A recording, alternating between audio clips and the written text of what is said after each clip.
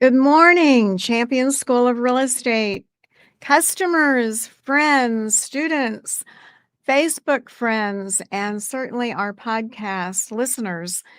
We will have this wonderful interview on YouTube this afternoon.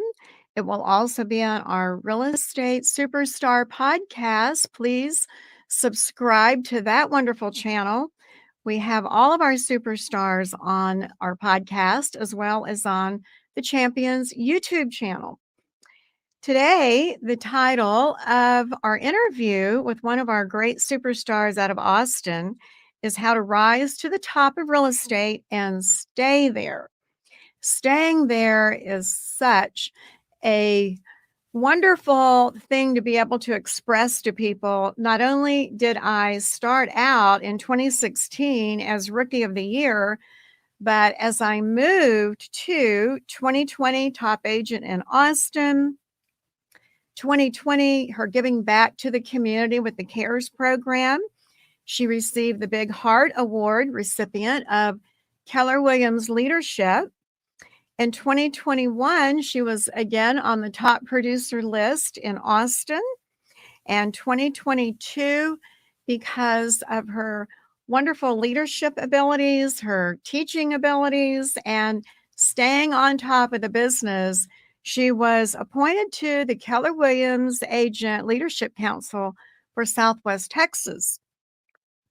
She is with Keller Williams Austin Northwest office. And what I love is that our superstar today is known as the Dynamite Realtor. I love that. Please help me welcome Donna Andruk, one of our champions. Good morning, Donna. Good morning. Good morning. How are So you nice to see today? you again. It is great to see you.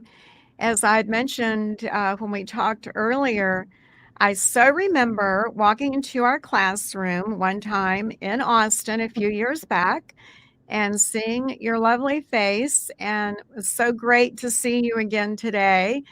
And you haven't aged a bit. You look awesome. And I love your smile. So let's talk about how you got into the business and how you have managed to stay on the top. I know you've been in business going on almost 7 years. And I want to right away thank you for choosing Champion School of Real Estate. So I always love to start out with this particular question. What inspired you to go into real estate? Oh, Rita, it seems like so long ago.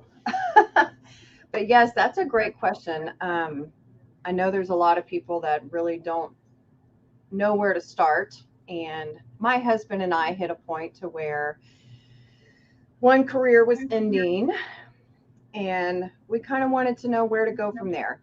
So I was a little bit older with the career ending, lifestyle changes, and happened to be pregnant with my second baby.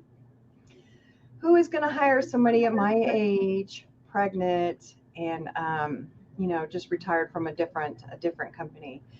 So we sat down and thought, well, where do we want to be in 10 years?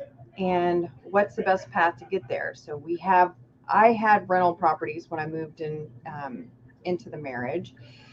And we thought, we could probably continue on that path. I'm comfortable with home ownership. I'm comfortable with the process. And let's see if I can help some other first time buyers and other people in the world become that also. So Well, that's how we started. what is so funny to me is looking at you. I'm not even going to guess your age, but I'm just going to say to our listening audience that you are young. And I'm going to say to our audience that you have a beautiful daughter, Charlotte, who's 8 years old.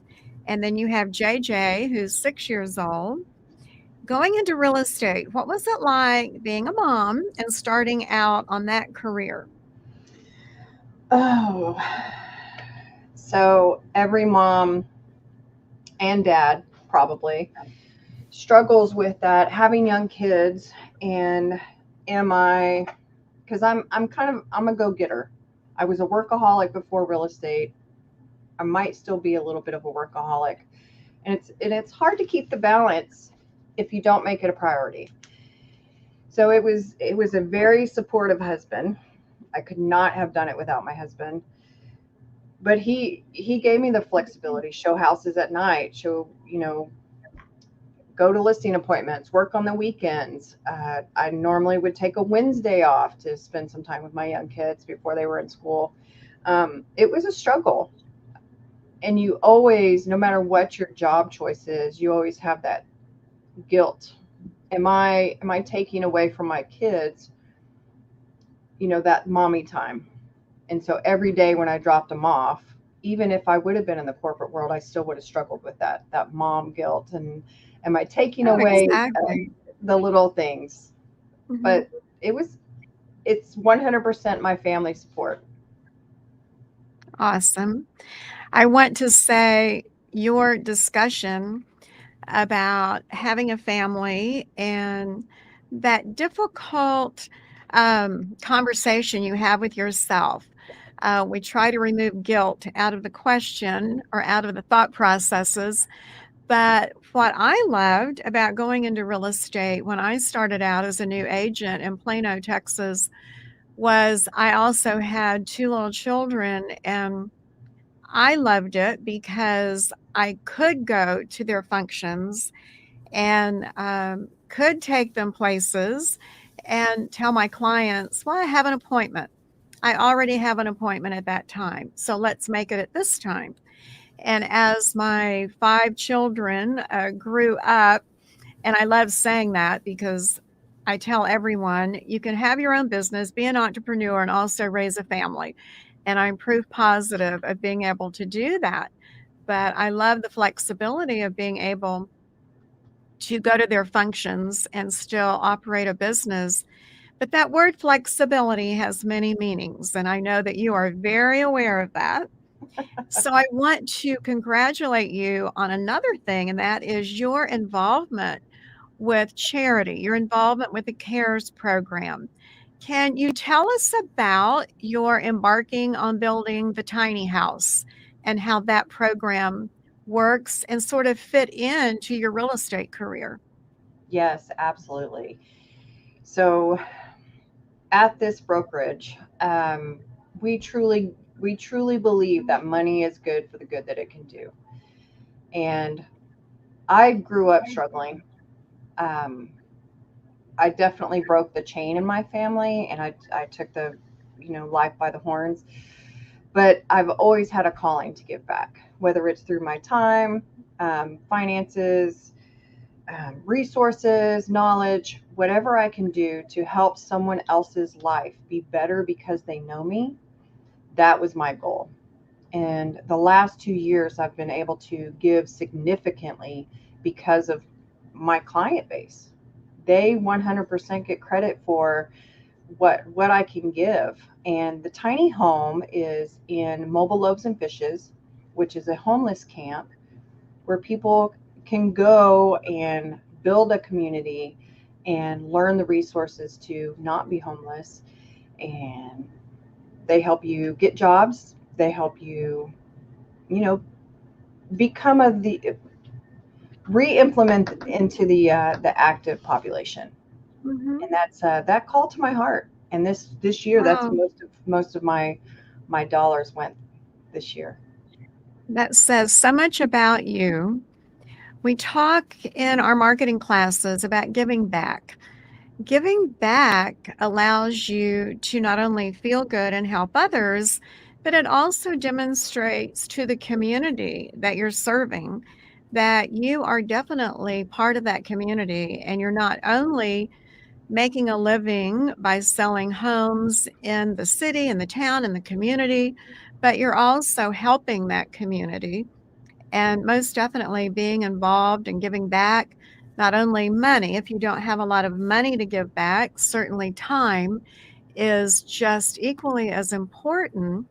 And I just, again, want to congratulate you because getting the Big Heart Award, I can understand why, and listening to the amazing particular charity, for lack of a better word, that you're involved in is so helpful to others.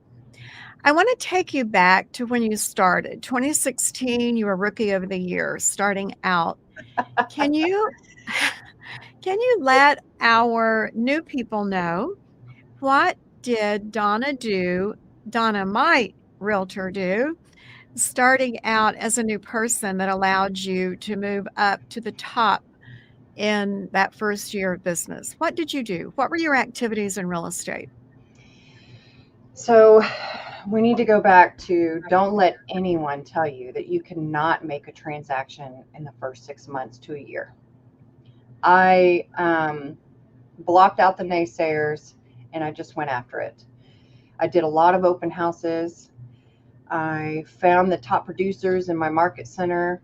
I put my pride down on the table because I did run operations prior to this, but I put my pride down like I knew nothing about real estate, because I didn't.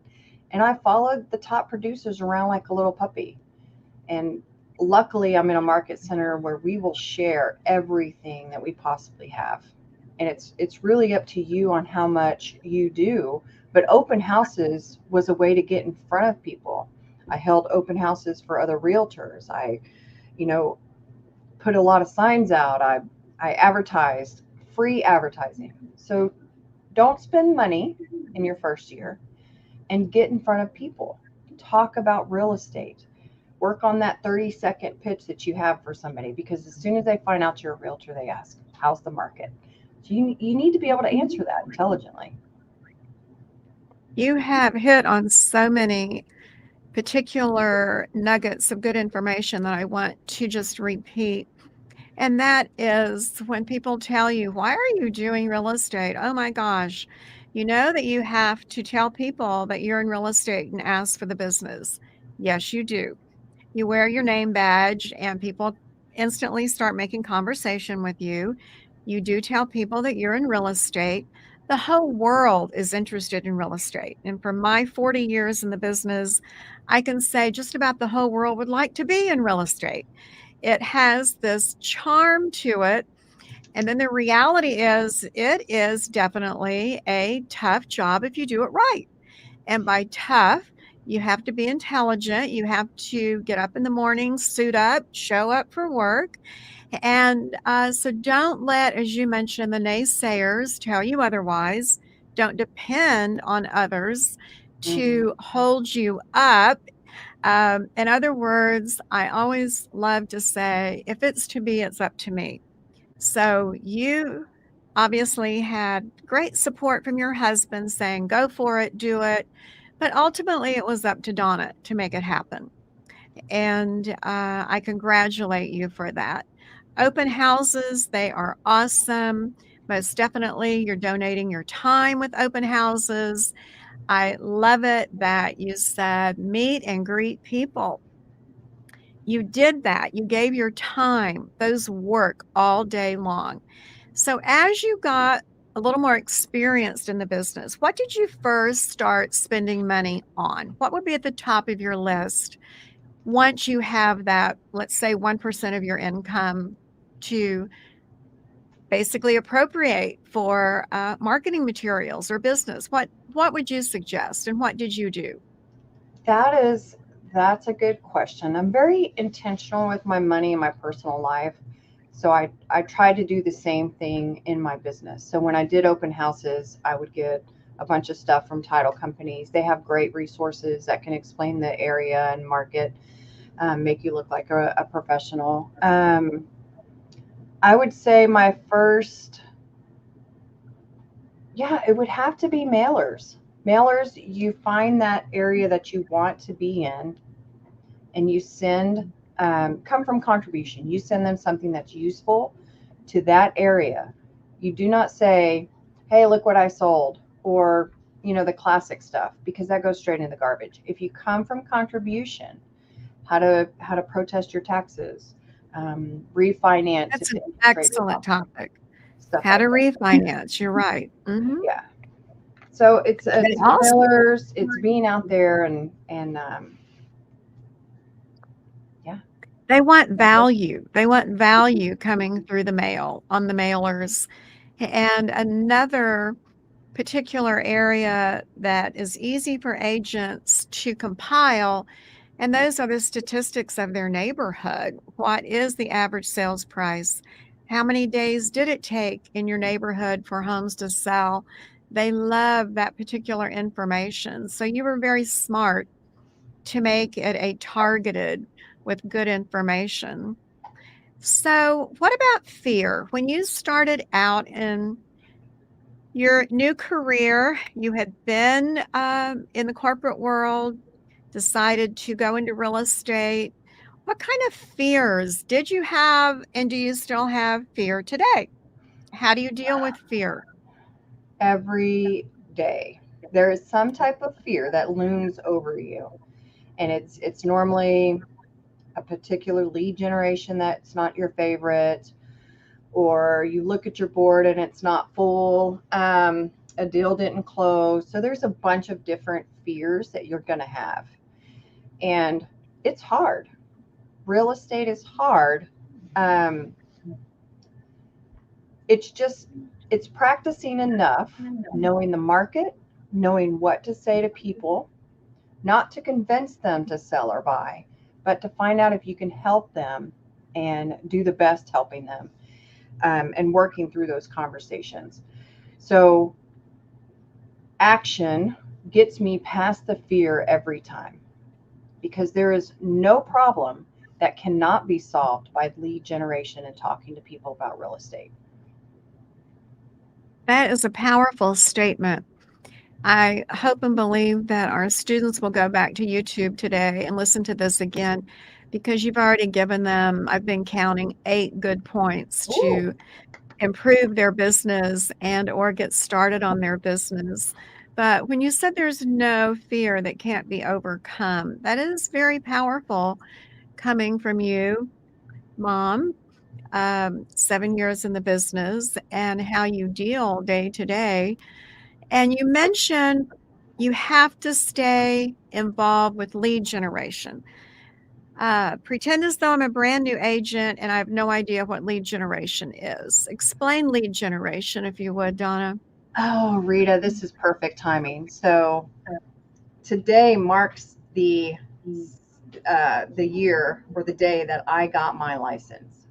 Oh And I'm my like, well, now what goodness. do I do? So what I did is I sat down and I pulled my Christmas card list. And I was very intentional when I called people and I said, hey, I'm updating my Christmas card list. I want to make sure we just moved. I want to make sure you haven't moved. Hey, how's your phone number doing? Your email. And it gave me a reason to reach out to everyone that I know in a non confrontational, non salesy way. And then I asked, Wow. hey, how's your life? How's your job? And guess what they ask in response? How are you? And what are you doing? I What am are in you America. doing, Donna? Yeah. Right. It was great. It was perfect timing. You want to talk to those people around the holidays anyway, because you really want to connect with them. But build your database when you are brand new. If you're new to a city, get out there and start talking to people. Go to social events. If you need to start an Excel spreadsheet or paper, anything, get their name, their phone number, their email, hopefully their address too. But just start connecting with people and keeping a log of when you talk to them, their information, because if they're not thinking about buying or selling now, they will buy or sell later. Exactly. What a perfect time of the year to do exactly what you did. That was so smart because it was not intrusive. It was not cold calling. It was warm calling. You already knew them. But as you said, they will come back, of course, as they did and say, well, let me make sure I have your contact information correct. And how are you doing? Which is a wonderful open door to tell them about your new career. People want to help people they know. They do. And um, being out there and letting them know what you're doing and not being what I love to say, and we've heard, an undercover agent, then they will help those. And we really want our students to know, don't be afraid to ask for help. I really need your help on this. And I'm starting out in my new career. And if you know of anyone that would like to sell or buy, please refer them to me. I would so, so appreciate it. Simple little conversation. I didn't ruin anyone's day and it didn't embarrass me. It was saying, this is what I do. And just please help me. If you can send me a referral, I would really appreciate it. But Yes. don't infer, and I'm not talking to you because you know this, but don't infer or assume that people know what you're asking. If you are in that conversation, you really need to say, and please refer any of your friends or family to me. And it's so hard when you're new to ask that. But again, it's a simple question and it's your new career, it is your new direction.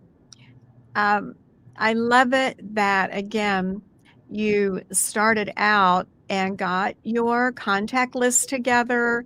You had a wonderful reason to connect with people. It was the holidays. But let's move to a year none of us will ever forget. Ugh. Tell me, how did Donna Andruk do during COVID 2020? What was like a day in the life during what we think of as the worst of times? So 2020 is a little bit unique. But my husband and I, so realtors were considered the essential workforce, which means we had permission to be out and about, wearing a mask, of course, but we were the essential workforce that had permission to be out and about. Answer your phone. You would not believe how many people I picked up because they went down the list of people, of realtors, and the list is long. Um, but just answer your phone. I know that some of them come up as potential spam, but it's also a potential client. So answer your phone.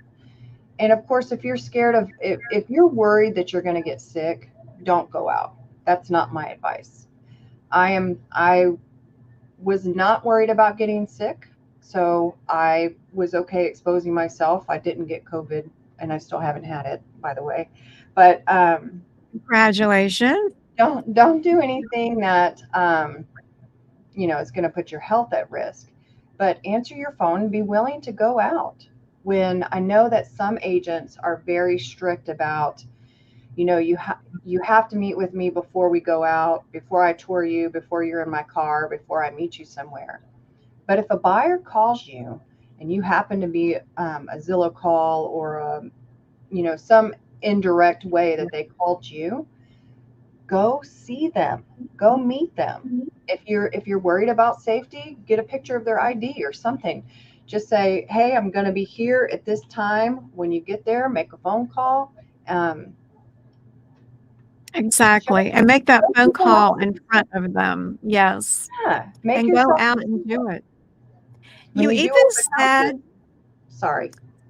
no, I'm sorry, but you even said that 2020 was your best year because you were out and about wearing a mask, but you did meet and greet people. Obviously, you did answer your phone, where that's like the number one reason that you miss a good client, AKA another paycheck, is we think we're too busy, so we let that phone just go by the wayside while we're doing something else.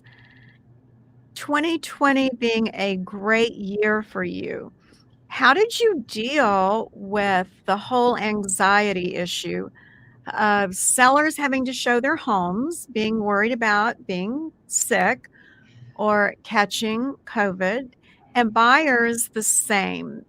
How many buyers did you really see face to face? What was it like for you? That's interesting question. So sellers, I would have booties at the front door so they could cover their shoes when they entered, sanitizer, the COVID sheet that says I do not have symptoms before entering your home, spray the house down with sanitizer afterwards. And then, of course, just being offering a COVID, what was it? It was like a mist that people would come in after an open house and they would mist the whole house to sanitize it. Now I had to do that twice because they were luxury listings, but I paid for that. I wanted my sellers to be exposed to the max amount of people without the max risk. Now, as far as buyers, I sold the most virtual tours that I did ever before. I did virtual tours before it was cool, but walking people through virtually are a great way to host a buyer when they're out of town, and then during the option period they come to see the house, so you could narrow it down virtually. And I did a lot of virtual tours, and I had sanitizer between each tour if they were in person. um, precautions. You had it down for sure. You had it down. Tell us about a day in the life of Donna. What activities do you do for your career in real estate as your own boss and entrepreneur? From the time you get up in the morning until your head hits the pillow at night, what is the day in the life of a top producer like in Austin, Texas? Oh, that's great. So in the beginning of the conversation, I said if you are not intentional, um, you can kind of create that distance between you and your family. I've been very intentional this year, in the last 2 years, to bring that flexibility and spend time with my family again. So I get up, my husband and I get up, take care of the kids, walk them to school. I get ready. Sometimes I go to the gym. Sometimes I come straight to the office. Um, and then this quiet time before all the other agents show up in the office, I am working on my lead follow up. I am checking my text messages to make sure I didn't miss anything. Did they send me a message and I didn't get back to them quickly? I'm checking my urgent emails. I post 2 posts on Facebook. That does not mean scroll. Do not scroll Facebook. That is your post. Check your notifications to make sure someone's not asking you to sell their house, and then log out and then continue your follow up. You always want to keep your top 10 that could possibly be under contract at the top of mind. So you touch them every day or every other day and make sure that what can I do to help you move towards where you want to be. And then I move into the nurture file, which is right here to my right. Um, I pull that file out, make sure that I touch base with them every once in a while to make sure, did anything else change in their life? Did they finally look at the portal that I set up for them? I check different things in their life. Facebook can be a good tool, but it can also be a time drain. So if you're doing Facebook intentionally, you can watch for life changes, such as, the kids graduating high school. They had a baby. They adopted 3 dogs. They need more space. They paid their car off. Something, whatever can help give you a clue that they need to move is always a good thing. But don't let that don't get carried away with watching Facebook. Um, so I'm very limited with social media. I plan my week out. If I'm doing an open house, usually I visit the house on Wednesday and then start putting signs on Friday. I call once all the lead generation is done. You want to do that early in the morning when you're up and ready and mentally clear. And then I follow up with my clients that are either under contract or soon to be active. Active could be buyers that are pre-qualified and we're scheduled to go look at houses, or listings that are on the market. I call them, say, hey, how did staging is going? And then photos are at this time. Are you ready? And I'll be there and give them an update. Communication is key right now. because with so many people out there in the market shift, you've got to stay in contact with people, stay top of mind. And then let me see. It's rare that you will find me walking around the office. I don't, unless they want to buy a house. There's lots of realtors in my office. I do engage a little bit, but I'm here to work. I wanted to give you that entire segment because I knew you would give all of our listeners and viewers a wonderful way to organize their day. You're a very organized person. You're a very succinct person when you're speaking. And just everything you have done is also very indicative of what's in our 30 Days to Success book on plan your day, get ready for your weekend open houses, and call potential buyers. Make sure your sellers are where they need to be. Are they ready for pictures? Are they ready for the next step? Your day in the life that you just gave to us is very, very indicative of what an organized agent you are. And to not get distracted with Facebook. Facebook can just take away wonderful, valuable, if not hours, minutes in the day. But at the same time, it's a great tool. I was glancing over to the side to chat that has come in, and we don't take questions, but there were a couple of chat questions that I thought I would bring forward, Donna. One is, are you active with TikTok? Are you active with Instagram? What would be your particular social media tool of choice? What would that be? I prefer Facebook. I'm very active in my neighborhood directly, and we have a very buff neighborhood connection page. I do sync over to Twitter. I'm not on TikTok a lot because you can look up and 45 minutes have gone by so quickly.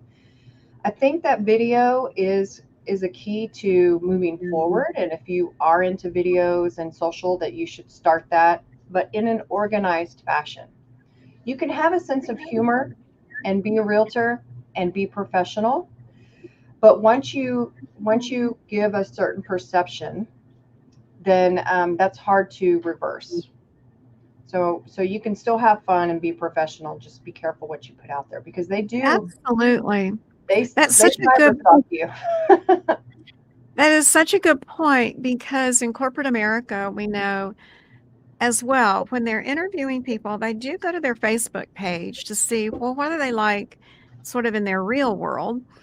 Not to be intrusive, but to get a bird's eye view of that person that they're wanting to be involved in as a customer client relationship. So it would make sense they would do the same with their real estate agent.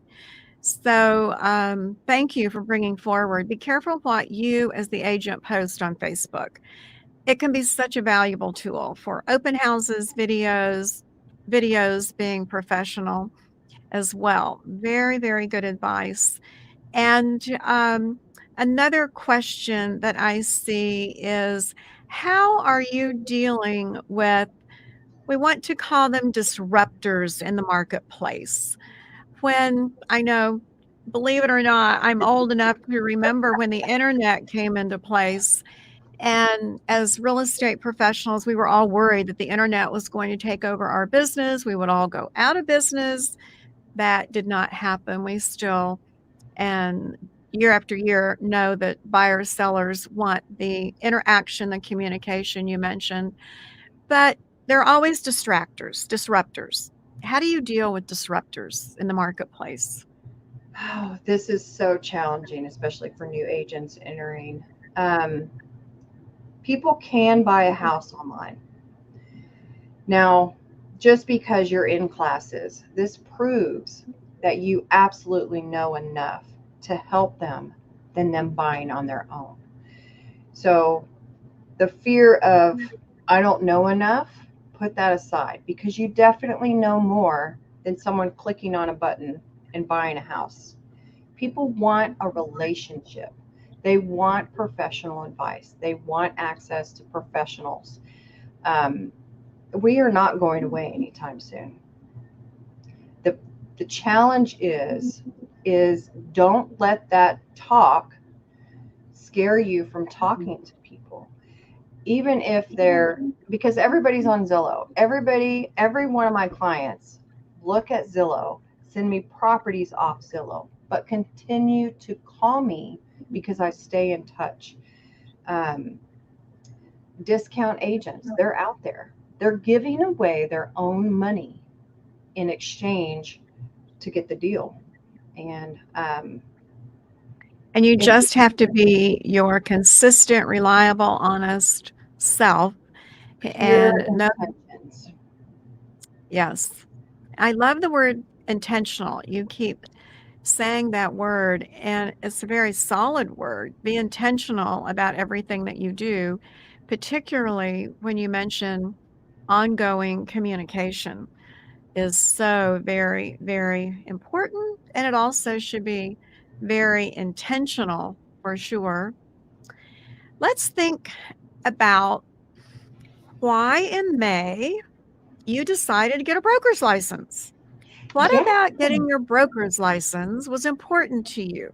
We talk about it in the class, being a broker associate adds credibility, but what motivated Donna to one day say, with everything else I'm doing, now I'm going to focus on more education, take the broker's exam, and be a broker? What was that all about? So there's a couple things that really planted that seed, and I don't know if we mentioned that I got my real estate license through Champions. I went 2 classes because I get distracted easily, and that was able to hold me accountable. But I came across so many fabulous teachers, and I'm like, how do I teach here? Because they had so much energy Would you like and to repeat knowledge. that? I said there were so many wonderful teachers that I really enjoyed learning from. There were some that was no gray lines. You you do it your way, don't be sued. This is how to stay in business. And some people that would navigate some of the interesting questions that came up. But I loved the fact that the teachers were so knowledgeable. And I happened to research that Champions had the best pass rate compared to other people, and they had different options. So they had online, they had in person, which I automatically choose. But you can go to Dallas, you can go to San Antonio, you can go to different locations. So I asked one day, how do I become a teacher? And a lovely Cynthia said, you have to be a broker. So that planted the seed. But there were some other things that really pushed me in that direction. There are so many certifications that you can get, and then you have to explain to people what they are. Not that I don't have an SRS and an RENE, but broker tells the public that I go above and beyond to learn what real estate is really about. And then I'm not only protecting their interest, but my interest also. So I think it's an honor, and I'm always Well, education based. I love I learning. so congratulate you. I so appreciate you. And I most definitely thank you for those kind words. We do have all the designation courses. You mentioned a couple of them, SRES, the senior, RENE, the negotiation course, the accredited buyer, the pricing strategy course, the luxury home course, the staging course. Those are all national designations. And frankly, between me and you and training specializing in that area, I think you would be dynamite in some of those specialized courses. And yet we always tell our students, because we've seen it by the general public, they don't know what a rennie is. They don't know what an ABR is. They do know what a broker is. So getting that broker's license, you can start on it anytime today. We thank you for doing it through Champion School of Real Estate. And you also work with one of our illustrious instructors, Michelle Busby, and she's definitely a top producer dynamite person as well as one of our teachers. Thank you for getting your broker's license and for Cindy Carter leading you our way so that we will go down that road with Donna Andruk as well. Today, looking at your career and where you are, what do you see down the road for Donna? Where do you want to go from here? So that's an interesting timed question. So my husband has officially retired from his job, not retired with age, but retired from the corporate world. He has come on as an agent under my broker's license, and he's going to do property management. Wow. We have rental properties. There's just so much room out there for a better service. And so we're trying to expand something that we enjoy and we already do well, and we can service other people. So I'm going to continue to do buy sell because that's where my passion is, and then property management. That is excellent. There are so many husband wives teams. There's so many combination teams out there. It makes such sense because I know that you are investing in property as well.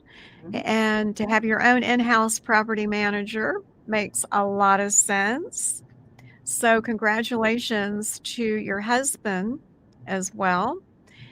If you were to look back, Donna, at your beginning career and where you are today, are there any changes you would have made early on? Anything you would have done more of, less of? What advice in that direction might you give our customers? Oh, another great question. Two wonderful pieces of advice that I had from a coach somewhere along the way. One is you officially get paid to socialize. Not little, hey, how's your cat questions, but to socialize, talk to people about real estate. It's okay to talk to people, to get to know them, to find out if you can help them. But you have to talk to people. I am high D, which means I'm a driver. I want to get the job done. I want to move on. I don't want the details. I had to slow down. I had to realize it's my job to talk to people and to see if I can't help them. And it's okay if I can't. The other one, stop trying to sell yourself. When someone walks into an open house, people are so nervous that they're not going to say what they think they should be saying. But if you're trying to sell yourself so hard, you're not getting to know them. Houses will sell themselves. Either they like the house, you can talk about features if it fits their needs, or it doesn't fit their needs. You don't have to convince the other person to work with you. If you're truly deeply committed to learning what they need and you're able to navigate that conversation, then they will naturally be attracted to you, especially when you come from contribution.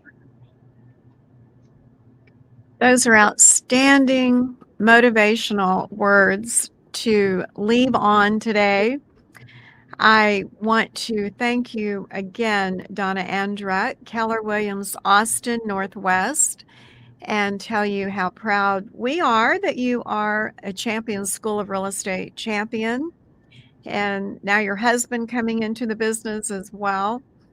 But the information you've given our students, our friends today is so very, very valuable. Please subscribe to our Real Estate Superstars Today podcast. And definitely, we will have this wonderful interview, Donna, on YouTube this afternoon. For those that want to hear it again, take down excellent notes from this excellent teacher to be, because you definitely are a teacher and an amazing top producing agent. I want to say again, thank you, thank you, thank you to our customers. Without your business, we don't have one. Champions will be celebrating 40 years in business next year. That means I, as the owner, founder, am looking forward to a 40-year celebration, but I absolutely do not do it by myself. I never have. We have Kimberly Didelowitz, the president of the company, and we have Kurt Noblock, vice president, Debbie Blazes, vice president, wonderful managers like Cindy Carter in our Austin campus, managers and counselors all over the state, great, amazing teachers that make us look good. And when you talked about the teachers at Champions, one of the chat persons, Adriana, put 4 big hearts up on the chat screen. So thank you, Donna. Thank you, our students, and we will see you next time. Bye-bye. Thank you, Rita. Thank you.